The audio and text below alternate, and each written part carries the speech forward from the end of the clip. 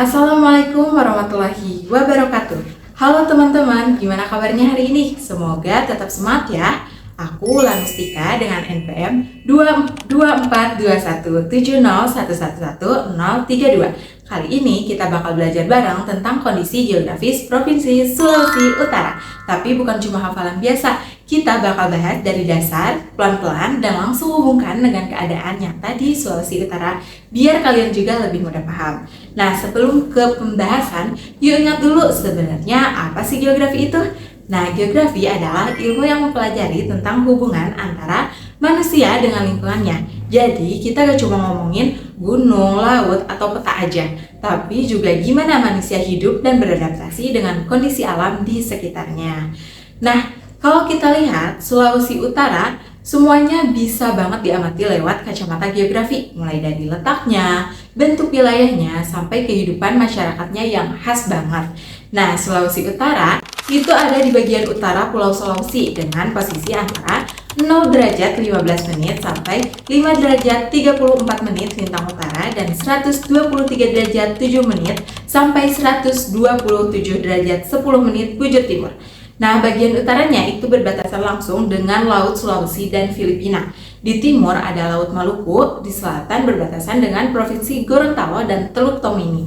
Dan di barat juga masih menghadap ke Laut Sulawesi. Ibu kotanya adalah Manado yang terletak di sekitar 1,47 derajat lintang utara dan 124,84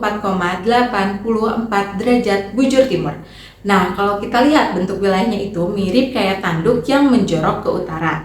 Luasnya sekitar 13.800 km persegi dan sebagian besar wilayahnya itu berupa pegunungan dan laut.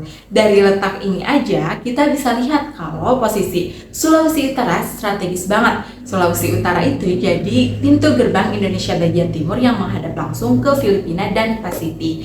Nah, dalam geografi itu ada dua hal utama yang kita pelajari, yaitu objek formal dan juga objek material. Nah, objek formal itu cara kita melihat suatu wilayah dari sisi pola dan persebarannya. Sementara objek material itu isi yang kita pelajari seperti tanah, air, udara, dan manusia. Nah, kalau kita lihat Sulawesi Utara dari objek formal, pola permukimannya itu banyak berkembang di daerah pesisir. Misalnya di Manado, Bitung, dan di Kupang karena dekat dengan sumber ekonomi laut. Sedangkan dari objek material, kita bisa lihat langsung keanekaragaman alamnya. Mulai dari laut yang luas, gunung yang aktif, tanah yang subur, sampai masyarakat yang hidup berdampingan di daerah dataran tinggi maupun pantai. Nah, supaya lebih paham lagi, kita lanjut bahas tentang lapisan geosfer. Lapisan geosfer ini sebenarnya bagian-bagian bumi yang saling berhubungan dan membentuk kehidupan di permukaan bumi. Ada 5 lapisan. Yang pertama, atmosfer, hidrosfer, litosfer, biosfer, dan juga antroposfer. Dan serunya, kelima lapisan ini semuanya bisa kita lihat di Sulawesi Utara. Yuk kita bahas satu-satu. Yang pertama ada atmosfer. Atmosfer itu lapisan utara yang menyelimuti bumi. Di Sulawesi Utara, udara itu terasa hangat dan lembab karena iklimnya tropis. Suhu rata-ratanya sekitar 26 sampai 32 derajat Celcius. Tapi di daerah pegunungan seperti Minahasa, udaranya itu bisa lebih sejuk. Musim hujan biasanya terjadi dari November sampai Maret, sedangkan musim kemarau itu dari April sampai Oktober. Cuaca yang seperti ini itu bikin Sulawesi Utara itu punya vegetasi hidup hampir sepanjang tahun. Nah, yang kedua adalah hidrosfer. Hidrosfer itu bagian yang berhubungan sama air. Nah, Sulawesi Utara punya kekayaan air yang luar biasa. Ada Laut Sulawesi, Laut Maluku, Teluk Manado, Teluk Tomini, serta danau besar seperti Danau Tondano.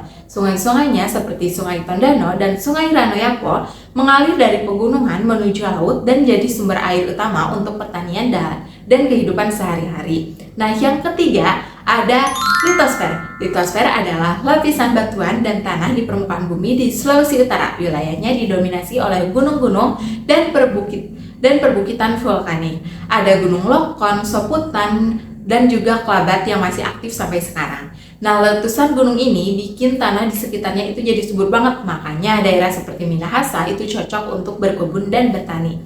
Yang keempat ada biosfer. Biosfer adalah tempat hidupnya makhluk hidup. Di Sulawesi Utara Flora dan faunanya itu tentu beragam banget. Tanaman khasnya ada kelapa, cengkeh, pala, dan kopi. Sedangkan hewan endemiknya antara lain anoma, tersius, dan burung maleo. Di lautnya ada keindahan taman laut Bunaken yang terkenal sampai dunia karena terumbu karangnya yang indah. Dan yang terakhir, kelima adalah antroposfer, itu lapisan yang berhubungan dengan manusia. Masyarakat Sulawesi Utara berasal dari berbagai suku seperti Minahasa, Bolaang Mongondo, Sangihe, dan Talaud. Mereka hidup dengan saling menghargai dan dikenal sangat ramah. Mayoritas bekerja di sektor pertanian, perikanan, dan pariwisata, apalagi dengan banyaknya destinasi alam dan budaya yang menarik. Nah, setelah kita tahu kondisi alam dan lapisan geosfernya, sekarang kita lanjut bahas hal yang gak kalah penting, yaitu konsep-konsep dasar geografi. Konsep ini penting banget buat memahami kenapa suatu wilayah itu bisa punya ciri khas yang berbeda. Dan tentu aja kita bakal langsung hubungkan semuanya ke contoh nyata di Sulawesi Utara. Yang pertama ada lokasi. Nah, lokasi merupakan letak suatu tempat di permukaan bumi yang bisa dilihat secara absolut berdasarkan garis lintang dan bujur atau relatif, yaitu hubungannya dengan tempat lain. Nah, Sulawesi Utara terletak di ujung utara Pulau Sulawesi yang membuatnya sangat strategis karena berhadapan langsung dengan Laut Pasifik dan juga Filipina. Selanjutnya ada jarak, yaitu ukuran antara satu tempat dengan tempat lainnya, baik dalam satuan panjang maupun waktu tempuh. Dari Jakarta ke Manado, jaraknya sekitar 2.200 km. Meskipun jauh, perjalanan dapat ditempuh lewat udara hanya sekitar 3 jam. Hal ini menunjukkan bahwa jarak berperan penting dalam hubungan antar wilayah.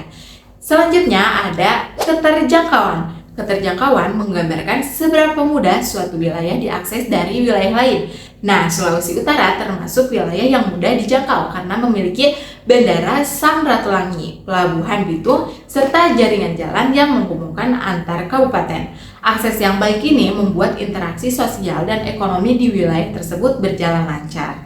Konsep berikutnya yaitu pola. Pola dalam geografi adalah bentuk atau susunan persebaran fenomena di permukaan bumi, seperti permukiman, sungai, atau lahan pertanian. Di Sulawesi Utara, pola permukiman mengikuti kondisi alamnya. Di wilayah pesisir seperti Manado dan Bitung, rumah-rumah itu berjejer di tepi pantai, sedangkan di daerah pegunungan Minahasa, permukimannya menjembar mengikuti kontur tanah.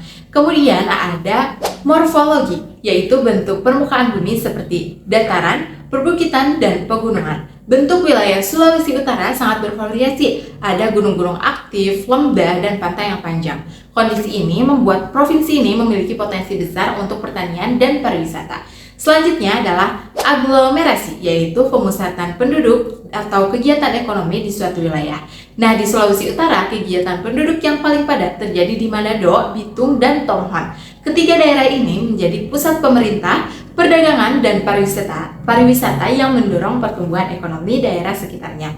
Berikutnya adalah nilai kegunaan. Nilai kegunaan berarti manfaat suatu wilayah bagi kehidupan manusia. Tanah yang subur dan laut yang kaya menjadikan masyarakat Sulawesi Utara dapat hidup dari hasil alamnya, mulai dari pertanian, perikanan, hingga wisata bahari seperti di Taman Laut Bunaken yang terkenal di dunia. Kemudian ada interaksi dan interdependensi, yaitu hubungan saling mempengaruhi dan saling bergantung antara satu wilayah dengan wilayah lainnya. Di Sulawesi Utara, daerah pegunungan menghasilkan sayuran dan juga kopi, sementara di wilayah pesisir menghasilkan ikan. Nah, kedua wilayah ini saling bergantung untuk memenuhi kehidupan masyarakat. Selanjutnya adalah diferensiasi areal yang menjelaskan perbedaan karakteristik antara satu wilayah dengan wilayah lain. Nah, setiap daerah di Sulawesi Utara memiliki keunikan tersendiri. Minahasa dikenal dengan hasil pertaniannya. Bunaken terkenal dengan keindahan lautnya, sedangkan Bolaang Mongondo dikenal sebagai daerah tambang dan potensial. Nah, dan yang terakhir adalah keterkaitan keuangan. Keterkaitan keuangan menggambarkan hubungan antara berbagai wilayah atau fenomena yang saling terhubung dalam satu sistem ruang. Di Sulawesi Utara, setiap wilayah saling berhubung melalui jaringan transportasi dan keadaan ekonomi, membentuk sistem wilayah yang utuh dan dinamis. Nah, Dari semua pembahasan tadi, kita bisa lihat kalau Sulawesi Utara itu bukan cuma indah, tapi juga punya karakter geografis yang lengkap banget.